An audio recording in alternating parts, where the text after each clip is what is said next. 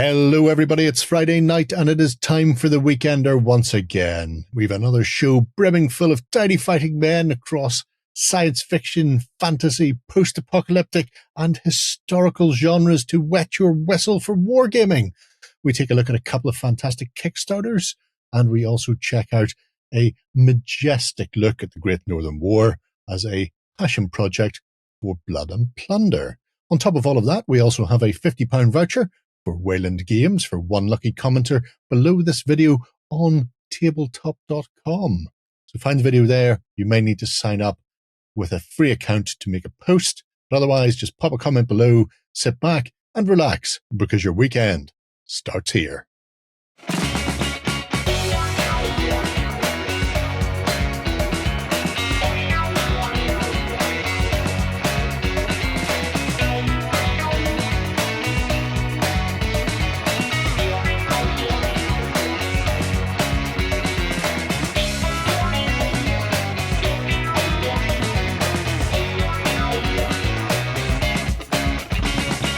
Hello everybody and welcome to the Weekender. I'm joined by Ben and Justin. Hello. Hello. Well, I've got to be gentle when we're waking them up. Or no, sorry. Oh, wrong show. It's the evening. Yeah.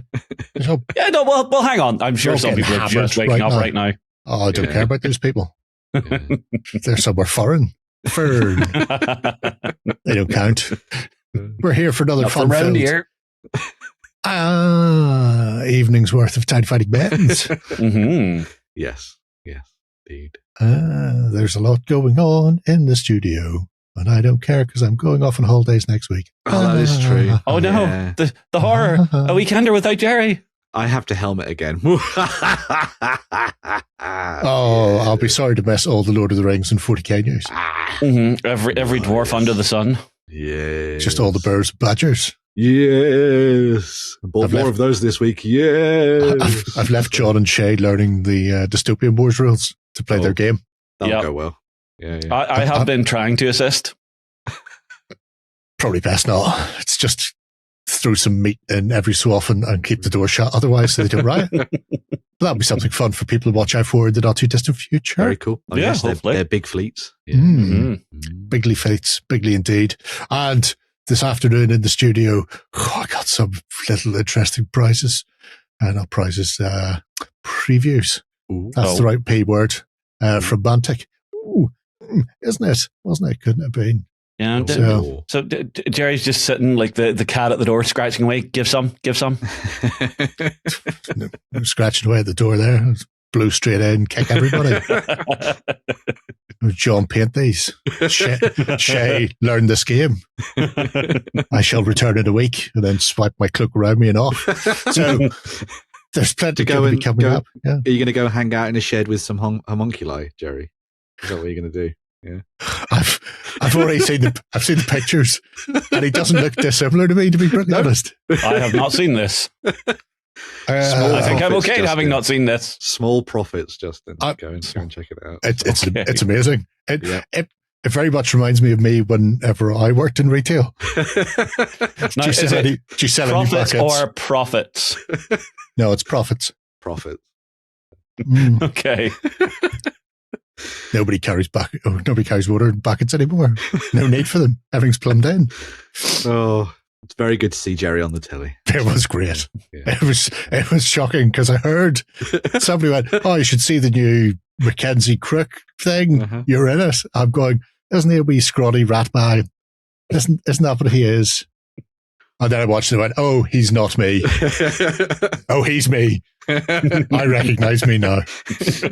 Anyway, yes, that's our movie watch recommendation for this week. Go. Yeah.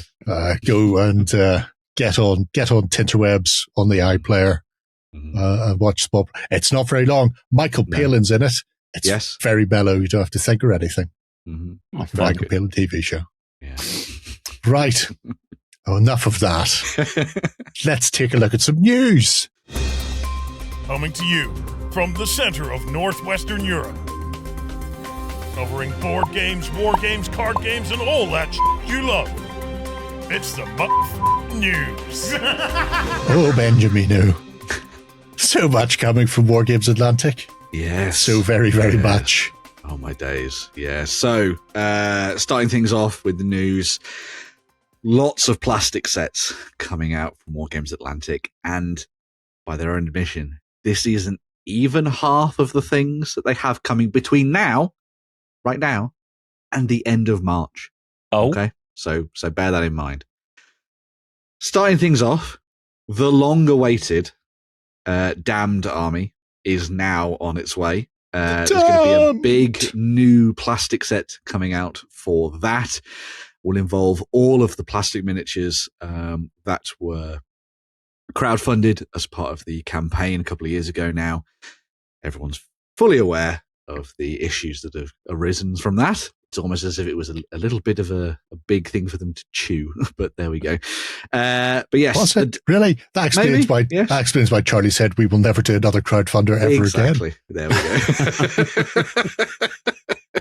go. Sworn off for life. Yeah. It is the problem so many companies face. You do it, it goes nuclear, and then guess what? You have to make it. Yeah. But thankfully, the Damned Army is coming. The backers are getting all of their stuff. I've seen the pictures of boxes. Don't worry, it is coming to you before it'll arrive at retail, probably. And so this set comes with 52 miniatures. Not the YouTube channel, but 52 miniatures, including a bunch of your troops, your abhumans, your heavy weapons, and your commanders. So it's pretty much everything that you'd expect for making the core of a, let's say, traitor-style force, potentially. Some heretics, maybe. Yeah, separatists, maybe. Who knows? Yes. In a Grimdark universe or something adjacent. But lots and lots of lovely plastic is coming out for that one. I'm sure there's going to be loads of kit bashes and all sorts of different things coming for that too, which is very nice. If you buy 3 of the sets, then you've got a battery of 3 of the artillery pieces then. There you go. And a huge amount of the heavy weapons. So from what I've seen, because it is a nice little sort of grouping, it's like a command, abhumans, heavies, artillery, and a couple of squads. But some people broke down what's going to be in the actual boxes compared to what's in here. So they're not full boxes worth of things, hence only one artillery piece. A sprue of artillery or something. Yeah, exactly. So it gives you a nice overview of what you get in an army, a nice start to it. And then if you buy boxes, it will be substantially more things.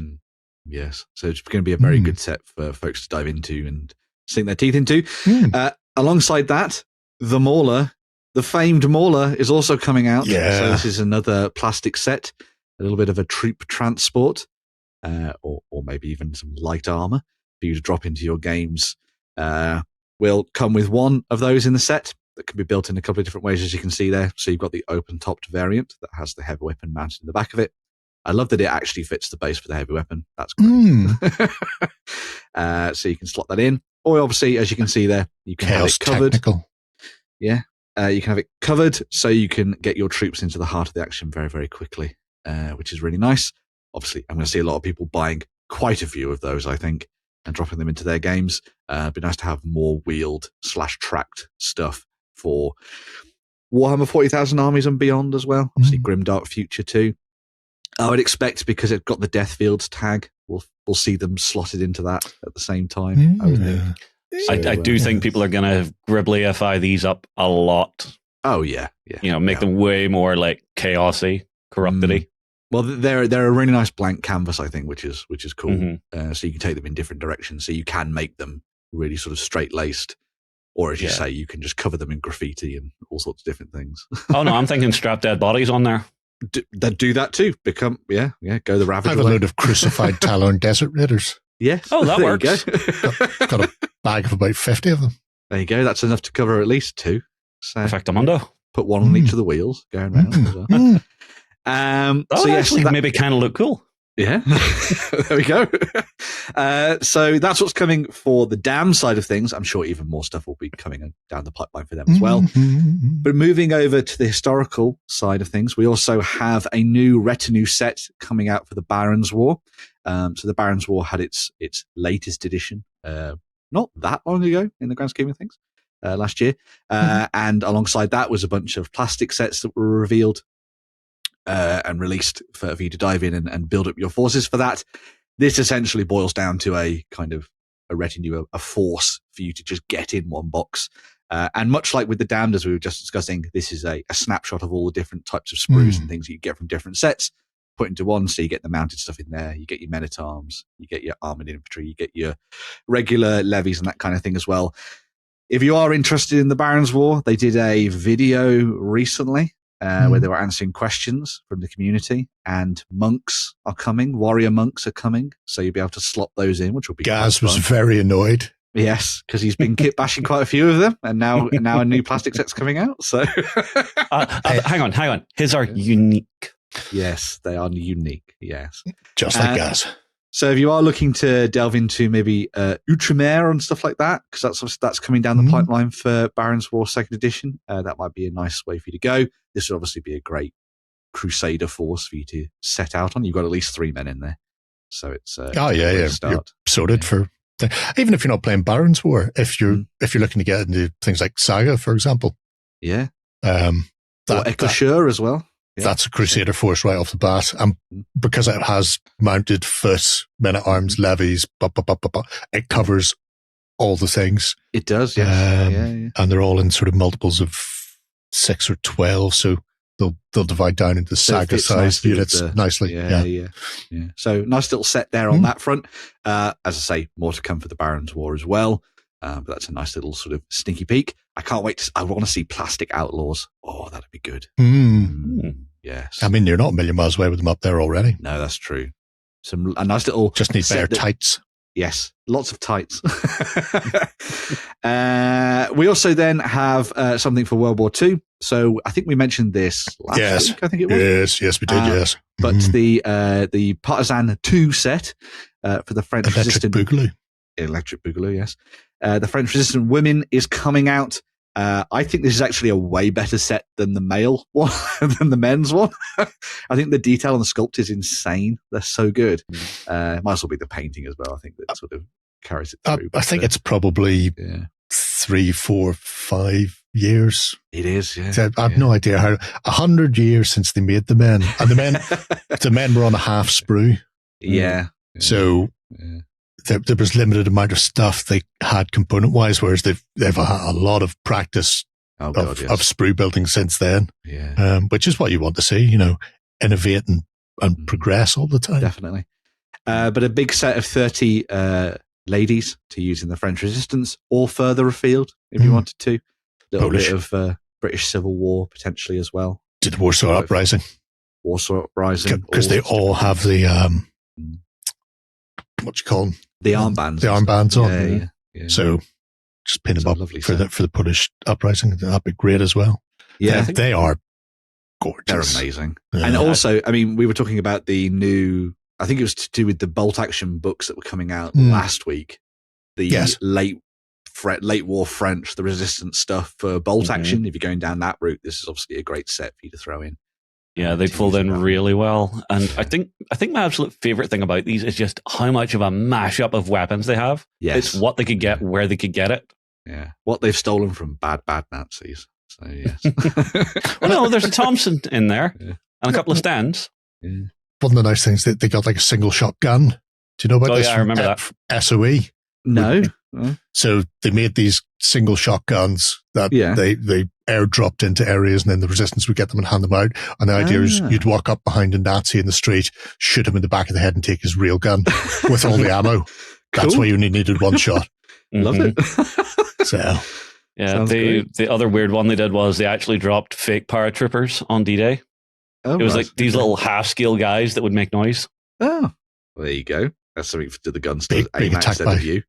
Attacked by midget paratroopers.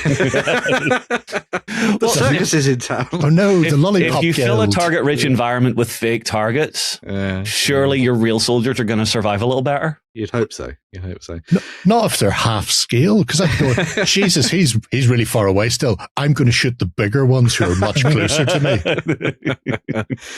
As well as that, we also got a sneaky peek. This is a plastic set that has been long awaited. But the First Empire's range is going to be expanding with the Egyptians. A really nice set of them. There's a nice chariot coming as well, which is not the chariot they did before. Was that the one that was teased on the painting desk, I think? Was it? Yes. Yes. So, yes. That's the one. But yeah, very nice stuff there from Wargames. I will say, in addition to all of the stuff with the plastic sets, going back to that video, they answered my question about Sharp. Yes. It's not coming out in 2026 now. 2027. It's now coming out in 2027, so they can take their time to make sure that the rules all work and all that kind of thing. Although I'm kind of still hoping that we get maybe 1 or 2 minis this year for Harper and Harris and that kind of thing. But I think the idea is the minis will come and then the rule set will be later on. Further off. But they did also say it's not going to be using the 54 mil.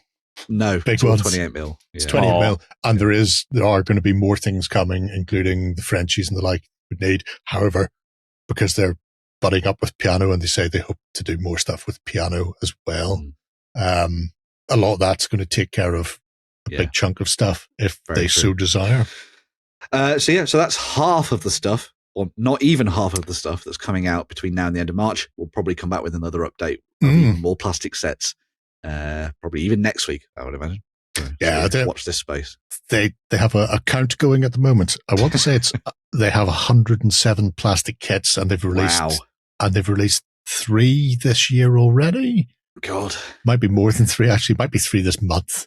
Wow, it's insane. If you collect Wargames Atlantic stuff, think how many dinosaurs you have on your shelf now. That's a lot of dinosaurs. Yeah, they all knew the risks. Yeah. Anyway. Right. Speaking of surviving apocalypse. Moving swiftly along into something new from the good folks at Modifius. This one has me excited because we are getting a new starter set for Fallout factions.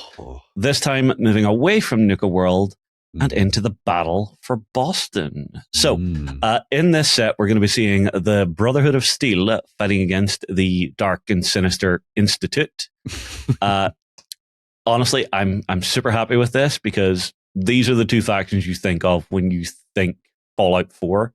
Yes, very true. Out of everyone there, they're like the main protagonist factions. Yeah. And in the set, you're getting absolutely everything you need to play. So you're going to be getting all of your terrain, your rulebook, all of your crew sheets, your dice, your tokens, and you can just, have some fun shooting filthy robots who are trying to replace you. I swear I'm not a synth.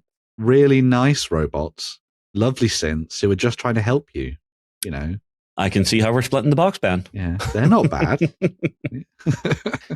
Now, overall, you're getting 20 miniatures in the set. So 12 for the Institute, 8 for the Brotherhood. In the Institute, you're getting a Corsair, 2 scientists, 2 synth infiltrators, 3 Gen 2 synths, and 4 Gen 1 synths. So the miniatures are absolutely gorgeous. If you look at these, you will get that instant vibe and feel of the game. And they've got a nice little selection of the different weaponry. So from pipe rifles, Institute rifles, pistols, melee weapons. So everything you could want to get up and running. Why have the Terminators got pineapple rings around their eyes? Stop the bags. Jerry, let's be honest. With any technology, you don't buy Gen 1. Let's be honest. It's got all the bugs. Yeah. Those are the ones you get in CEX. Those are. Yeah, that they charge you thrice as much as you would for a modern version. Yeah. I mean, have you seen the price of a Game Boy these days? Exactly. It's eye-watering. Yeah. And this is a post-apocalypse. Think how many caps those cost. So, Yeah. But no, they're absolutely lovely, and they are all in hard plastic, which is something I really, really like about this. It makes it so much easier. That, and if I'm right, this is most likely not all of the weapon options that are in the set. So when you get it, there's most likely a ton of different options to build out your rosters.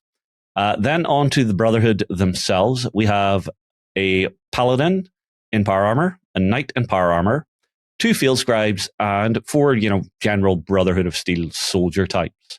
Again, nice mixture of weapons. We've got the heavy multi-laser, laser pistols, machetes, laser rifles, what looks to be a 10mm pistol, and a hunting rifle with one of the recon scopes on it.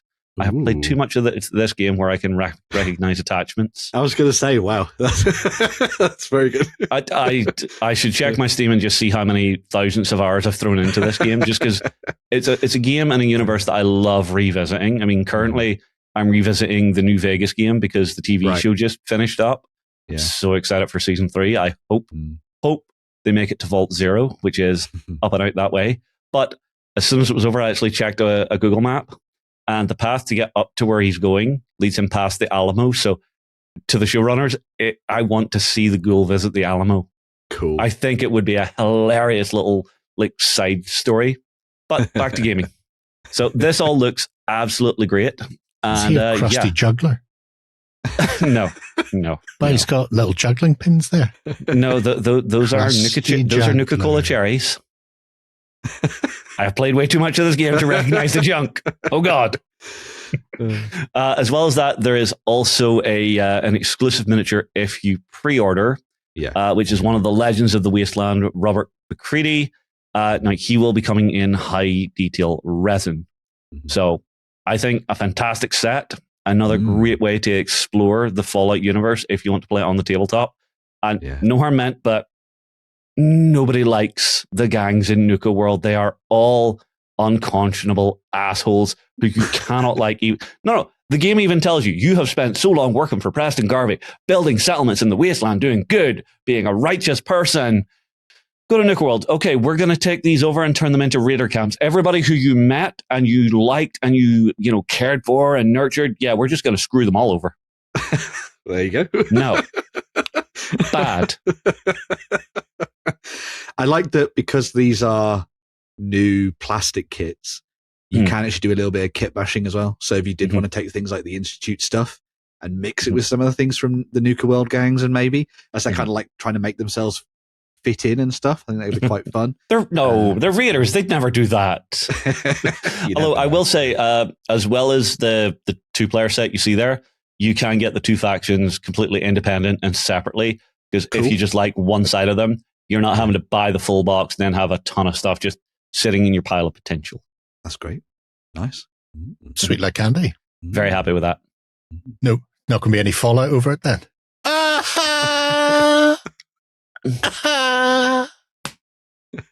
Bad Jerry. Booyah. Right. Off to the world of Ooh. From Parabellum, for they have decided to bestow upon us the gift of a ton of new First Blood boxes. Okay. An absolute ton. So First Blood is the skirmish version of Conquest, the last argument of kings, and is getting a new edition. Now, they've been teasing this since last year, and unlike previous edition, it's not just a clean up and revision. They are going in a whole other direction. So there will be these new starter boxes for each of the factions. You can see the 100 Kingdoms rocking their Kniggetts, their militia, men at arms, and even some little mercenary friends. Spires are going to be cloning around, as is their wont in life. I mean, they are what they are. The Institute of Ear. Very much so. Very much so. Need a Neuromancer in there because, if people are going to go pop, that's the best way to do it. Dweghome are coming. Oh, looking good.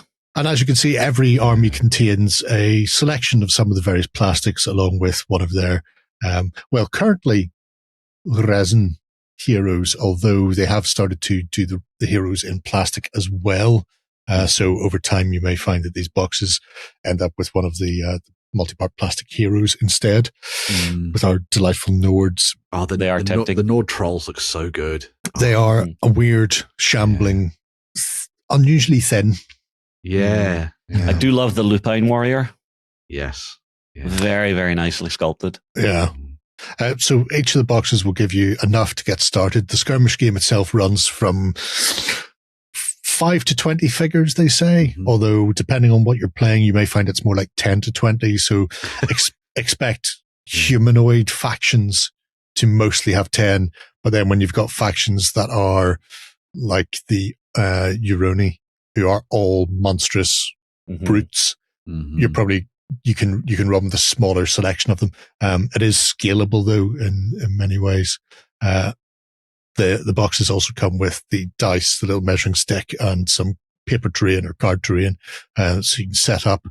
But the interesting thing about First Blood, where it's going, because they've started to show off some of the changes they've made, is previously you would play it similarly to Last Argument of Kings. Right. You have a deck of cards. Each card represents a unit. You build a command stack at the start of the turn, and the order in which you flip them is the order those units activate in. So you could have, 2 units of a Gemma, and you might have one activating earlier and then one activating later. But whenever you draw the card, you just choose which one it's going to act. Yeah. It's gone now.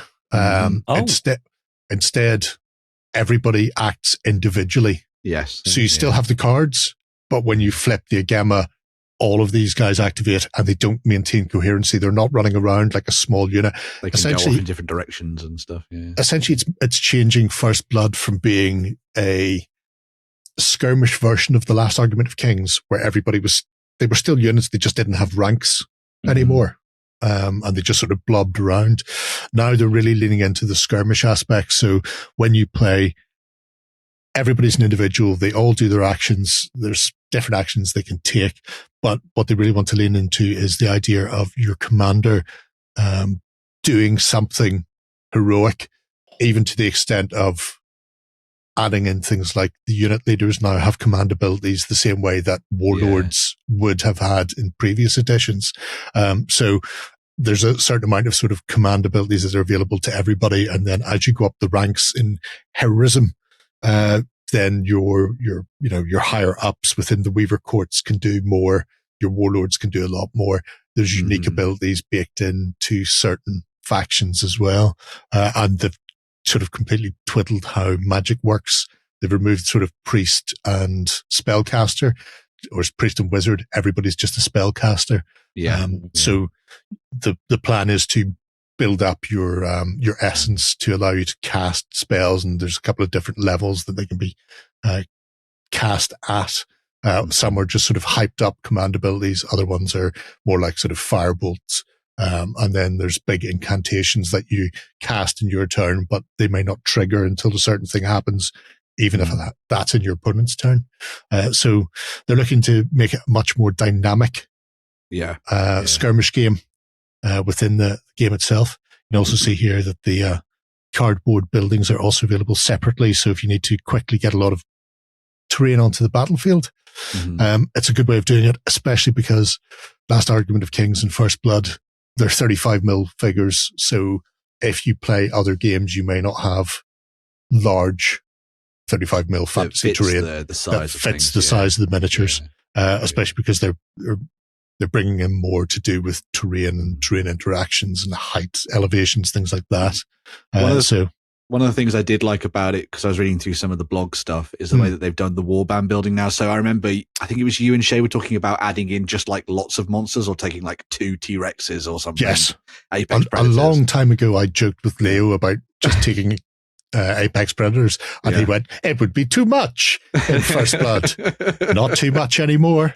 No, because I like that you've now got that thing where those higher level characters, as you say, or like those bigger things like monsters, take up those slots of lower things, and they'll fill the gaps in your force a bit more. And then having to have the mainstay regiments to unlock restricted regiments as well. So you will always have to have the core stuff, as you would have seen in those warbands, to unlock the elite things. So I think that means you're going to get a really nice mix of stuff that helps to balance the playing field a little bit more as well, I think. So also the fact that every monster is now available. So they were restricted before. Some of the very big things like the Wadroon's Torontor, with the massive sort of Brontosaurus type of thing. You couldn't take that in the past. You can now. Nothing is out of bounds. All the big things can come to play. There will be more coming up. A couple of big reveals coming on either the 26th or the 27th. It says 27th there, but I've also seen 26th in some of the blog posts. Pays your money, takes your chances.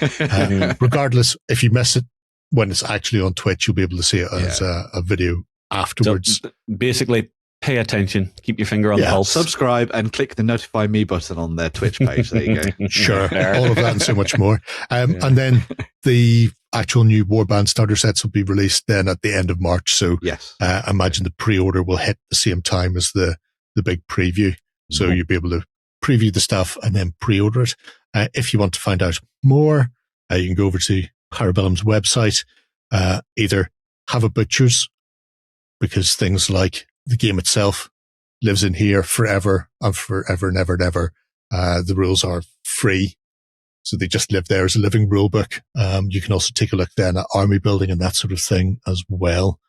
So there's that. Or if you want to have a look in more detail at some of those blog posts, where they go into a lot of detail, including showing faction-specific things. So when they're talking about spells or warband building or command abilities, they have multiple examples. So if you already play and you want to see, there's some nice little nuggets in there. I particularly like what the Spires are going to be doing. They're the first of the full faction sort of breakdowns, where it shows some interesting things, really leaning into the fact that the Spires are terrible. I'm not going to say people. Aliens, constructs, beings. There's a lot of, if I just crush all of these tiny people, I can drain their life essence out and heal somebody else. They're only clones and drones. Yeah, fair. Why would I care?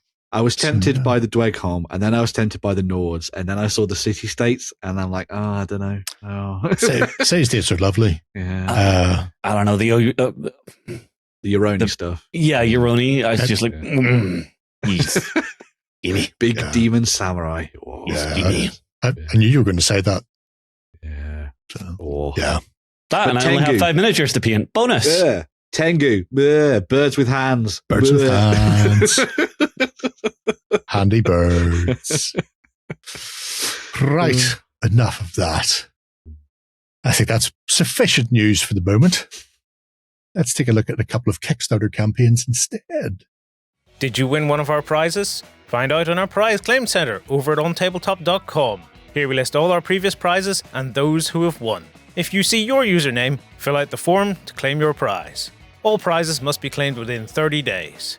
Okay, we're going to be taking a look at something a bit Fallout Wasteland Warfare-ish. A little bit post-apocalyptic. Yeah, someone dropped a little extra acid on this one. With a touch of the punk. You say that like it's a bad thing. Like no. I'm just using it as a descriptor. It's lovely.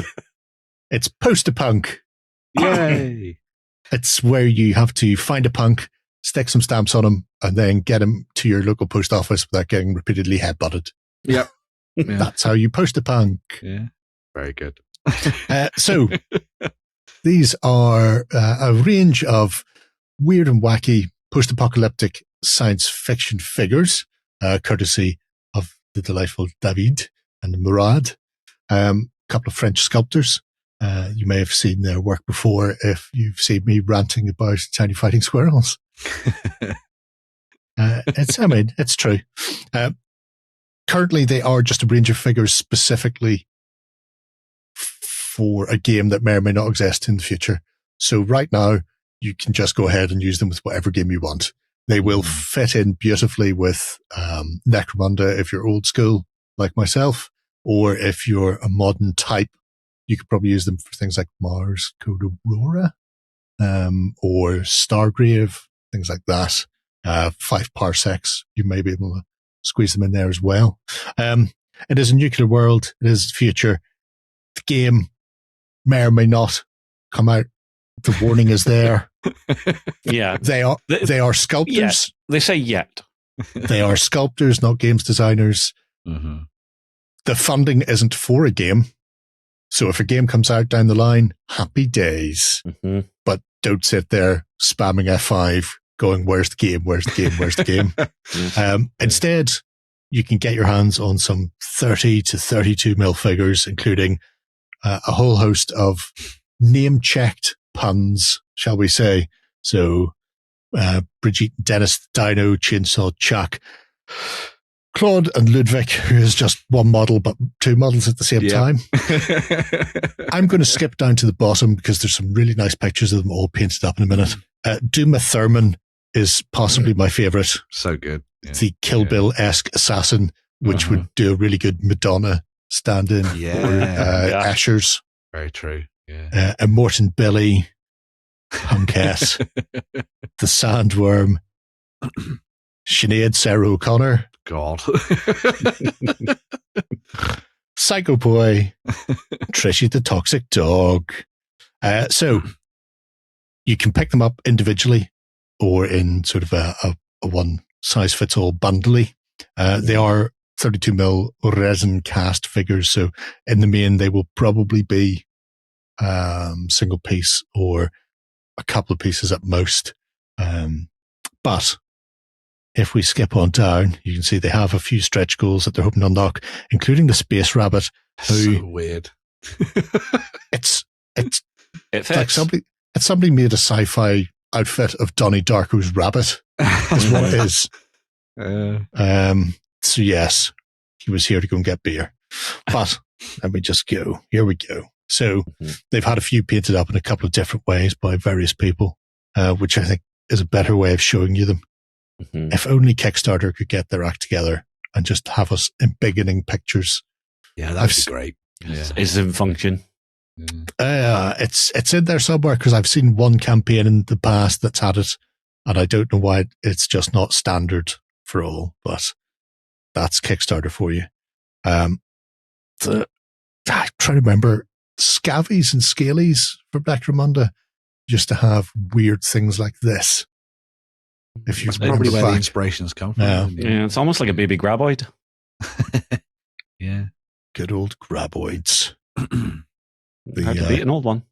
Tiny little scaly pet with his big scorpion tail.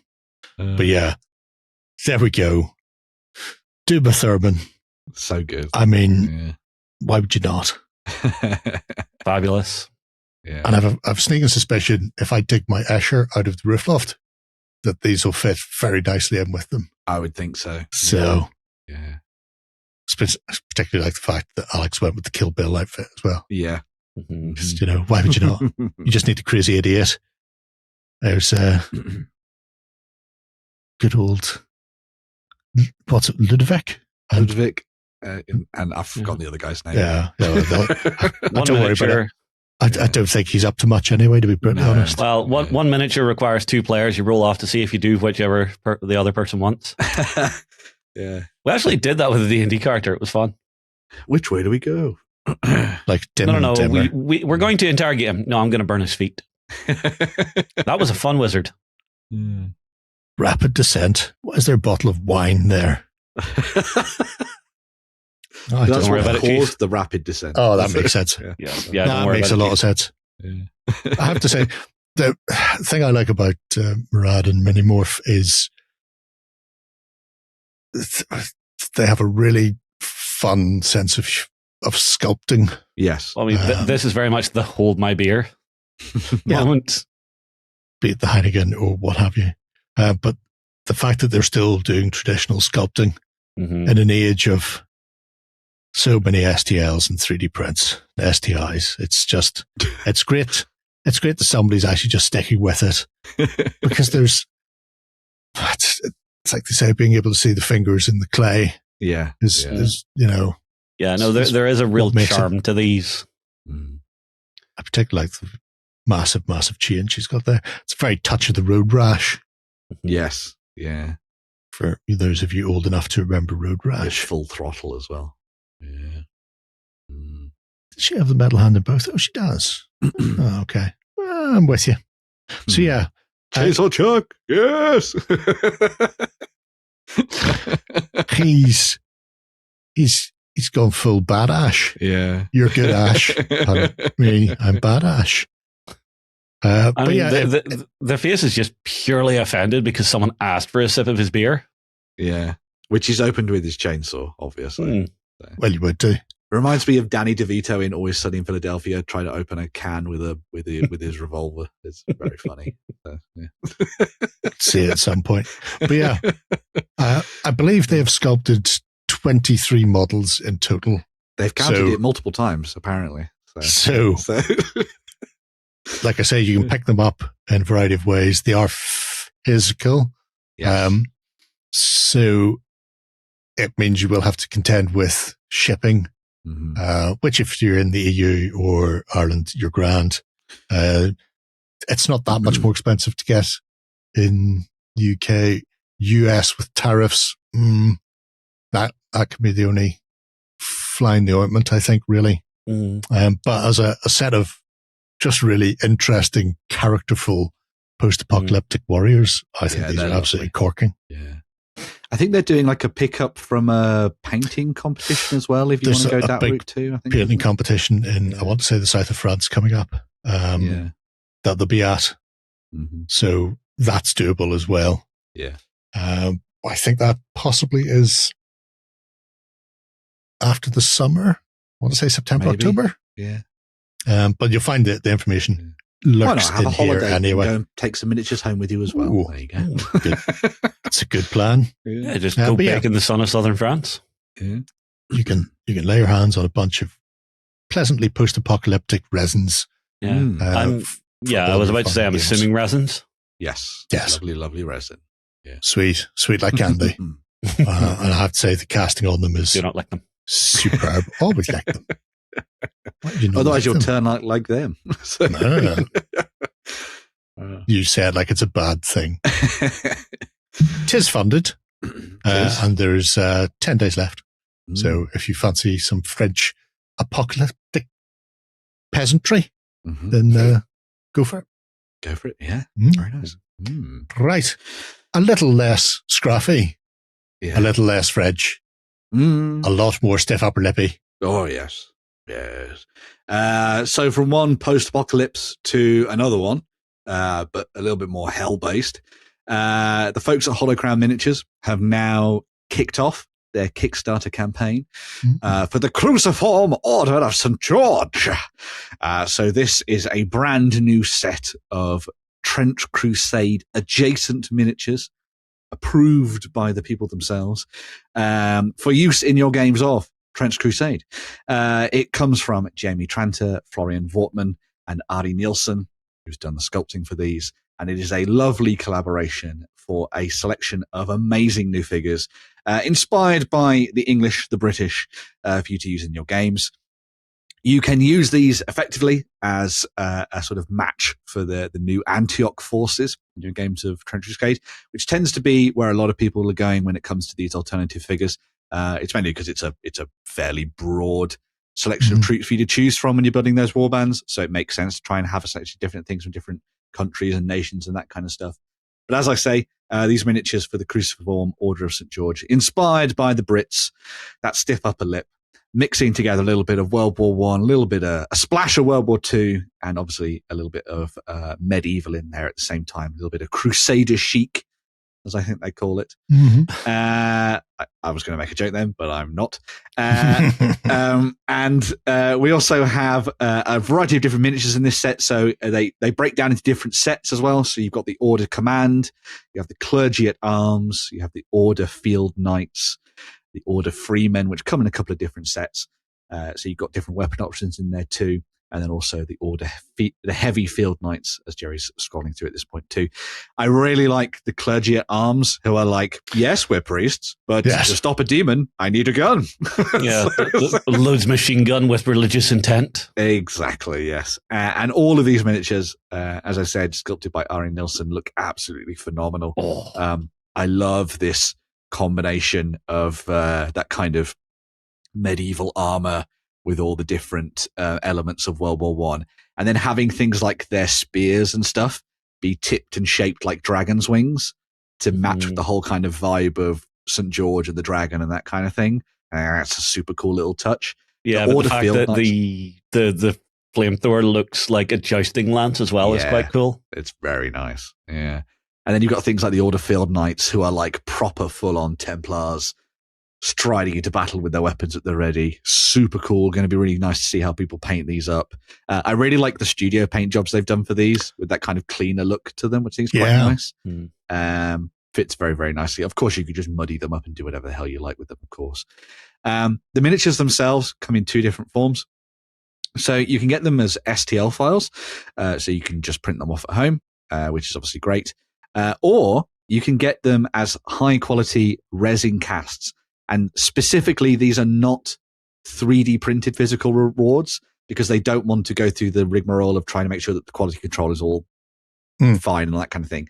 And that's why you've got the likes of Jamie Tranter and Florian working on this together to create those really nice, high quality resin casts for your physical miniatures for this, rather than going down the 3D printed route for them, which I think is really cool. There's also a bunch of stretch goals that have been unlocked because, of course, they have. It's a Trench Crusade campaign. People are mad for this. And so they've added in things like the Houndsman, the Barber Surgeon, your Dogs of War, which is very cool, the Heavy Support, the Drummer Boy. So the Drummer Boy, as an interesting one, is actually a free STL you can get as a kind of try before you buy digital download. But there's been such demand for it as a resin model that they've now added it in as a stretch goal for you to get your hands on as well, which I think is a really nice little touch. And there's lots more things coming down the pipeline as well, which is really cool. But again, amazing miniatures, I think, for this one, if you wanted to take your new Antioch force in a slightly different direction, going down that sort of British route.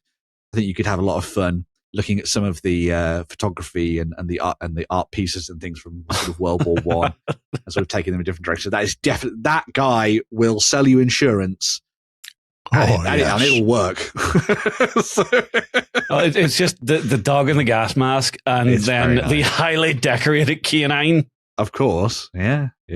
But weirdly, both those things existed. Yeah, I know. Yeah. But glorious. All of it's lovely though.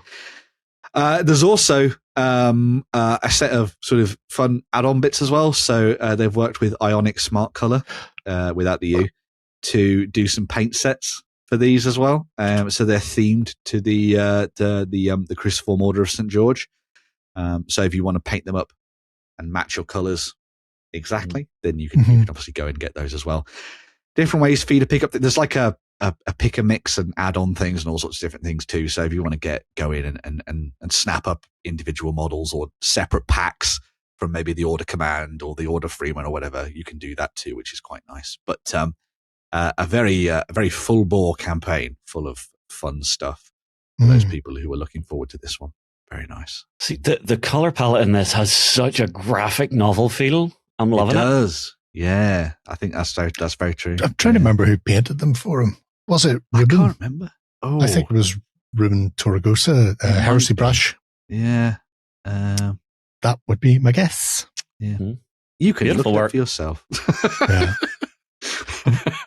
I will say, it's quite nice they're doing these. I mean, obviously, Jamie works with Meg anyway. But the fact that they've done these sets for it is absolutely great. Yeah. Especially if you're looking to try and mimic what has been painted on this page. Good luck, Skipper, on that one. Yeah. But yeah. And yeah, it is Ruben. It is. There's that. As you say, yeah. I've just been looking it up.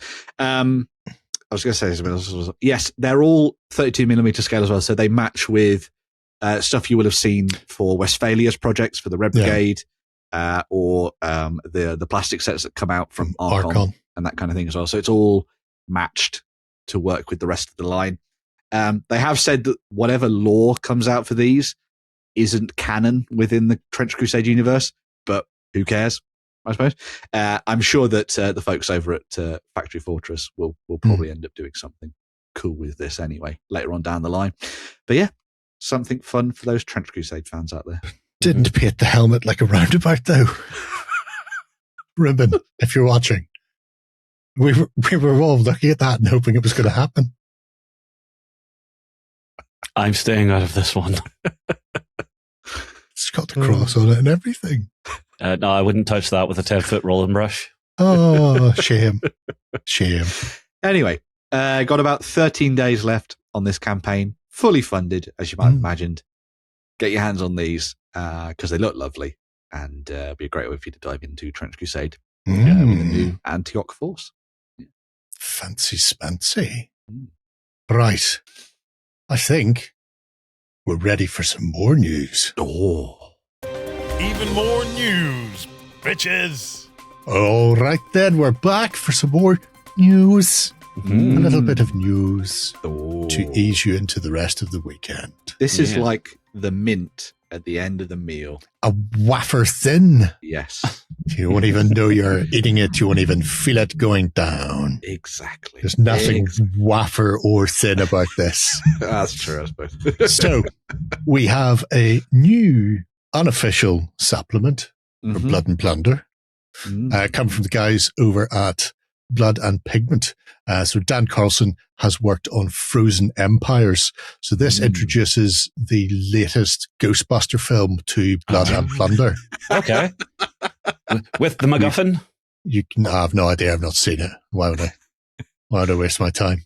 But it is in actual fact the second best war up north, and possibly the one that's had the most long-lasting consequences. After reading about it, yes. Yeah. The Great Northern War, not to be confused with the Great Western Railway, which is different. But it is still very steamy. Oh. It is very much so. Like I say, it is an unofficial Blood and Plunder module, supplement, what have you. To get the fullest of it, you must have the Blood and Plunder rulebook, Beyond Black, and if you fancy using the fortifications, then that is also very important that you pick up the Frontier book as well to get the redoubts and cannonades and gambians and all of that fun stuff. But as you can see, it's mostly about the Swedes. Everybody's favorite neutral hurdy-burdy, scurdy-burdy, cheeky people. One of these days the Scandinavians will come for you. That's why I don't go over during the 21st of June, because I don't want I've seen The Ritual, I've seen Midsummer, and at no point do I want to be done up like a kipper. But it will give you everything you need to play out, not just the Great Northern War, but any of the factions therein, and essentially a whole campaign for the Great Northern War. So you can see there is the historical context. Your factions in here, 4 of them. You've got the Kingdom of Denmark / Norway, which is the Norway, the little side dish that gets handed back and forth on the smorgasbord that is Danish and Swedish politics. So today you have them. Oh no, you have them now. You have the electorate of Saxony and Polish-Lithuania Commonwealth, which was huge. In fact, a lot of what I talked about last week when we were talking about the Fire and Sword comes into play again here. There you go. Mid 1600s, some especially when they hit Ukraine and the Cossacks and the like, all of the things that were upsetting them in 1650 more or less played out how they deployed, who they fought with during this. Russia, Sweden, and then your unaligned and peripheral type peoples. It contains a host of stuff. I'm just going to my copy because it's easier than me looking at it. So you can pick this up. It's only as a PDF, and you can go to the Blood and Pigment website. It's only $15, which I think is like £3.50. I have no idea how exchange rates work these days, but it's cheap. It's 4 Nuka-Cola bottle caps. Sure. I do not want to do this without mentioning this character. So like everybody, or like every army list in Blood and Plunder, you have your standard force types. So it will tell you, like you've got this infantry, you've got this grenadier, you've got this horseman, musketeer, whatever, elite troop, blah, blah, blah, blah, blah. So there are definitely those. And then you have a couple of force lists or army lists that will then tell you which of those things you can include to make that force. And then it will generally end with some notable historical characters. The Danish-Norwegian commander, Peder Jansen Wessel, also known as Torben Skjold, Thundershield, who was deplored for his privateer-like conduct, but was not above a fair fight during a 14-hour brawl with a Swedish frigate. In 1714, he sent an envoy over to his foe at nightfall with the message that they'd been cordially thanked the Swedes for a good duel and asked could he borrow some ammunition in order to continue the fight tomorrow. The Swedes refused the offer. Rotters. Both ships drank to each other's health and disengaged, and then he was court-martialed for allowing his opponent vital military secret that he was out of ammunition.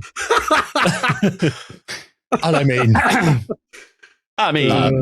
I mean, that's legendary right there. That's amazing. Be sporting. I am out of round. Would you mind splitting some so we can fight on even terms?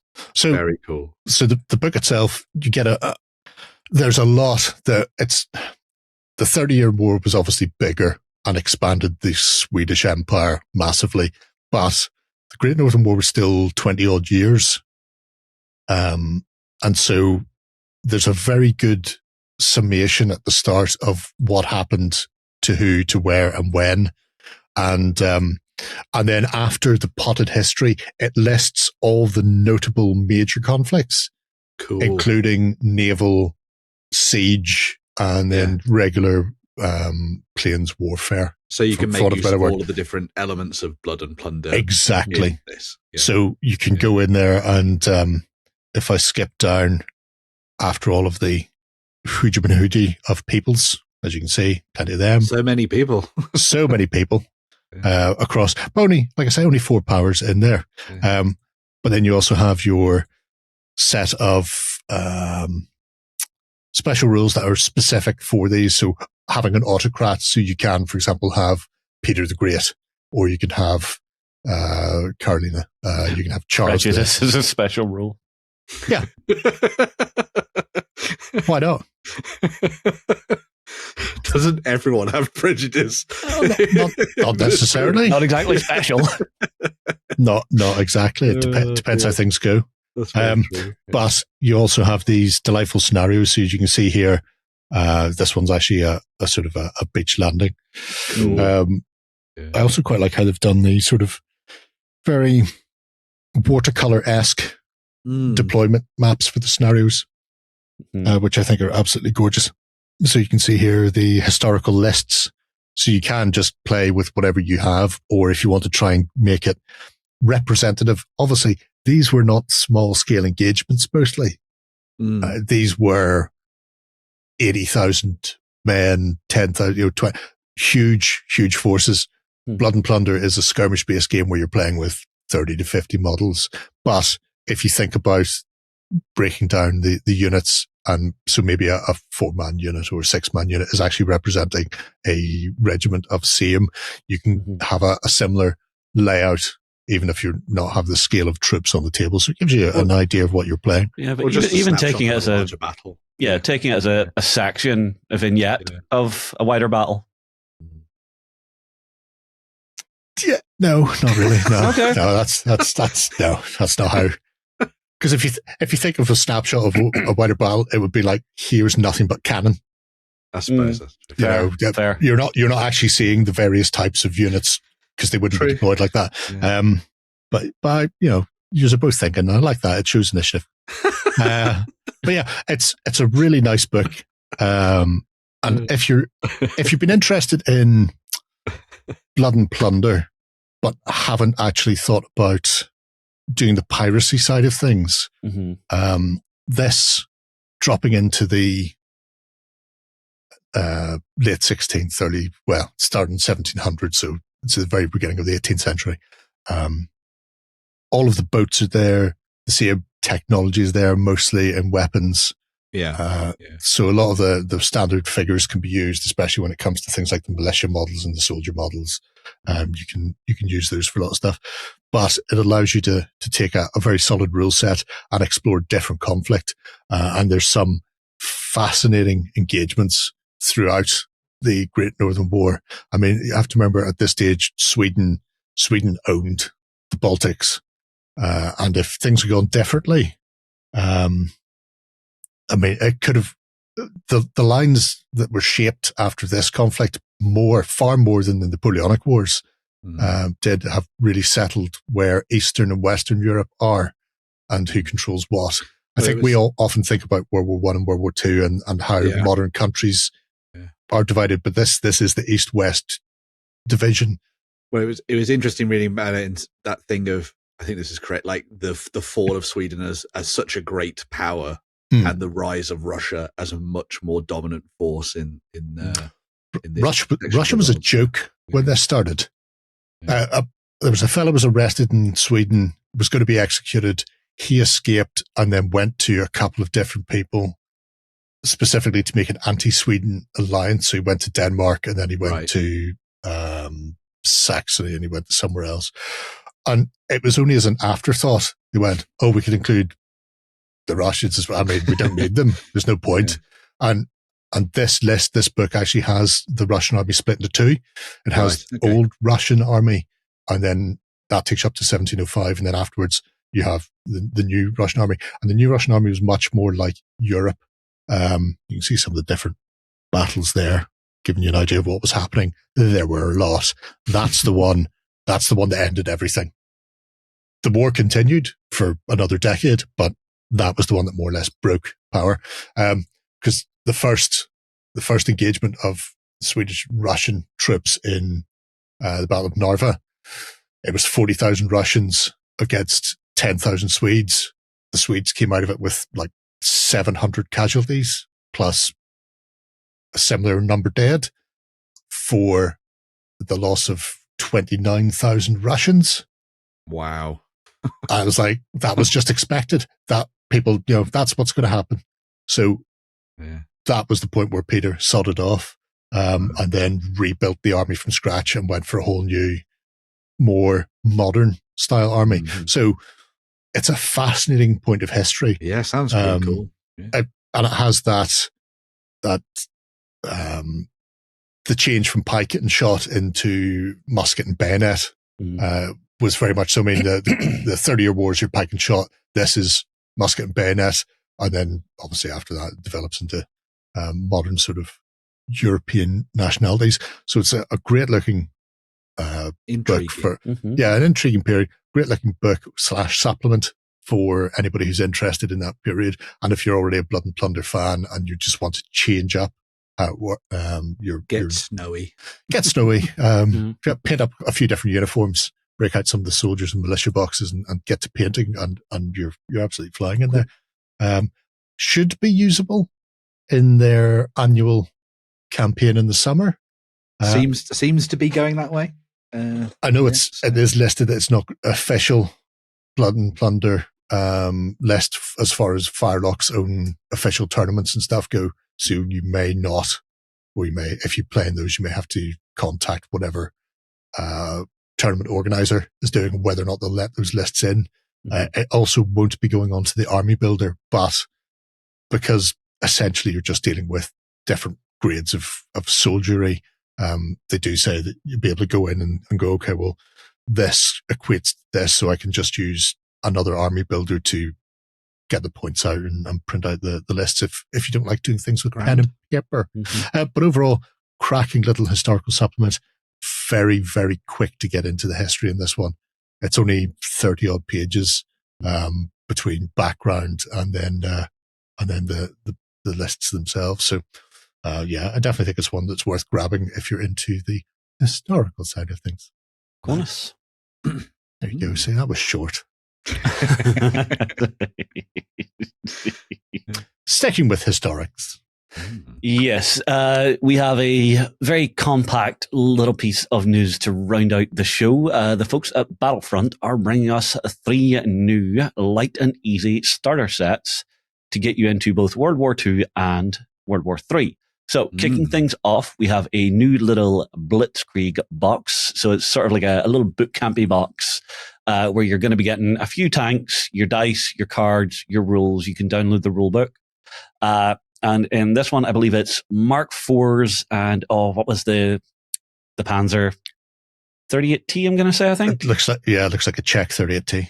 I mean, what do you think, Ben? I know John always says these need infantry, but to get a feel and flavour for you and your mates, something super light and you're not going to be painting too much. What do you think? I think it's great. I think Flames of War has evolved to be very much a tank-based game anyway, I think, in this scale, regardless of 15 mil. So having these little sets, I think, to be that kind of taster before you go off and buy one of the bigger sets, I think is a really nice little shout. You get in a couple of sprues of minis per side. That'll be very easy to build because they're just the normal plastic kits. It's all plastic. so you can get them onto the tabletop and away you go. You get the unit cards, you get the little rule book, the getting started guide. You can download things as well. Yeah, you can get the cardboard terrain as well in there. Cardboard terrain too, as you say. Yeah, so it's a nice little way for if they're priced right. I think these are a really nice little addition. If they're like 20 quid, something like that. 20 30 pounds, maybe 20. They've been smart about it because they've done this is your early war, and then you've got Fury for your mid war. So that's where you're going to see some Stugs and some Shermans instead of what you were getting in the early war one. So 3 Shermans versus 2 Stugs, that feels like a reasonably balanced like little scrap. And then the last one is the folded gap for Team Yankee World War III. So exact same idea, just more modern vehicles, the different game engine. And this time, interestingly, the Allied side have less vehicles than the other side. But again, that comes down to the representation of the technology at the time. So, I mean, I think overall, this is a good like first step. If you've got a friend who's been like on that cliff edge about to dive into the game, this is where you might want to direct them. Yeah, I think the other thing as well that's quite nice about it is that because you've got that kind of start here book, it's going to guide you through the process of just how to do everything. I know the larger box sets do that anyway, but on a bigger scale. But I think just having in this here to be like, if you've never maybe even looked at playing a miniatures game before, these are quite cool because it's like, here's how you roll dice, here's how to read a stat card, all that kind of thing. Yeah, so the big ones can be a little overwhelming sometimes if you're new to the hobby, having like a full army just sitting in front of you to paint. Yeah, a big weight of plastic sitting at your desk can be daunting. You get the analysis paralysis of where do I begin. I think these follow really nicely in the footsteps of what Warlord did for Bolt Action, where they did their little starter set, which came with like a handful of minis per side, a little cardboard half track, and that kind of thing. They fit into that little. You could see these popping up in like a bookshop or something, or at like a museum or something like that, and they'd be a really nice little entry point for somebody to dive in and just have a go, which I think is always fun. Without having to put down a huge amount of money towards getting one of these big starter sets or something like that. So yeah. As I say, if they're priced right, that'll be the key. Really good. So I think the thing is with just having armor in there, it takes a lot of the more annoying rules out. Being dug in or entrenched, things like that. Yeah, things like that. You don't have to worry about bulletproof terrain and all that sort of or nonsense. Building rules. So you can learn the basic rules of maneuver, fire, that sort of thing. And then when it comes to adding in infantry later on, then you can learn the infantry specific rules like being dug in or assaults with infantry or infantry and armor combined are a real melt. So it's a simpler way of doing things. Yeah. Keeps it more self-contained. Yeah. Fair. I'd be fascinated to see where they go with these. Are we going to see more of them covering sort of different periods and geographic locations? Maybe. Sort of mix it up a bit. I mean, this feels like a good tester set to actually see if the community is actually up for this style of product. Yeah. Well, it's going to be making use of existing plastic product and things that they already make to a degree anyway. So, yeah, just on a smaller scale. Yeah, it's an easy one. I am intrigued. Yeah. Right. Well, I think that wraps us up for this week with plenty of news for you to tide over and some delightful Kickstarters for you going back. Oh, which will obviously annoy people, I'm sure, as is our want in life. It's okay. I already know that Justin is set for his next Kickstarter. It's going to be the Ghost in the Shell one. So. Hey, it's one of the first anime I ever got into. Mantic, do not screw this up. Something about Japanese cartoons. yeah, it doesn't have to be for you, Jerry. Doesn't all have to be for you. Don't be selfish. Let other people have fun. That's right. Yeah, no, 100%. You can take that and leave me with some money some month. Fair. They'll be back next week. I won't. But if you want to see me before I bugger off to the wide blue yonder, I'll be here on Sunday instead. Over at OnTableTop.com for the XLBS, where we talk to our cultists. You can be a cultist too. Come and join us. Join us. Until then, have a great week of gaming. Bye. Go ahead and check out our other content on screen now. And while you're at it, why not hit subscribe and remember to ding our dong. Go on, you know you want to click it. Go on.